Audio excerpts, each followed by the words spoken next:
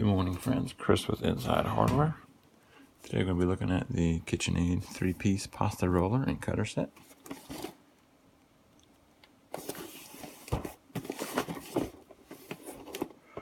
Alright, so our spaghetti cutter jammed up on us, and KitchenAid was kind enough to send us a replacement. But if you pass your 1-year warranty, you can kiss that goodbye. So here's an inexpensive way of repairing that. I've already gone ahead and removed the 3 screws, 1, 2, and 3. This is what you're looking at. If you have any trouble pulling this off, just give it some angled pressure like this. It should come right off. As you remove it, that's what you're looking at. This right here is a copper hex, and it might not come out that easily for you the first time. And this is called a shear shaft pin, and this is meant to be the weakest point, and it's meant to disengage and break in the event something were to get jammed up in your spaghetti roller. And as annoying and frustrating as that might be, that can spare you the shaft of your entire KitchenAid and burn it up.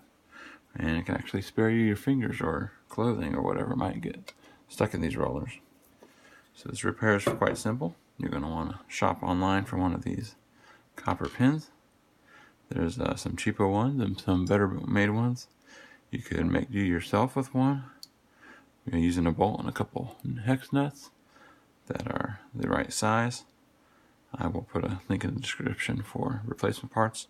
The problem with the DIY is that you can lose this safety feature of it actually breaking and interrupting the shaft if you ever need it to again. Unfortunately, KitchenAid does not supply original manufactured replacement parts. Some replacements don't come with this plastic pin. The sole purpose of this pin is to help you extract the lower part of the shaft that could be jammed up in there once it breaks. So if this were one piece, you should be able to just pull it straight out. In this case, because it's broken, you can use this plastic and a pair of pliers and pull it straight out and remove it. So make sure to reuse your old one if you hold on to this and your new one doesn't have one. There's 4 bolts here holding some long bolts that keep the unit assembled, and 2 more screws on the back panel. You do not need to take those apart and disassemble them unless you actually still have something stuck inside of your device, keeping you from rolling the pins freely, which is what caused it to jam up and snap the shear pin in the first place. So what you'll be looking for online is this hex. Fairly inexpensive, under $15 you should be able to find one. I believe Amazon and eBay and a couple other random websites carry them. And that's all you need to know. Thanks for watching.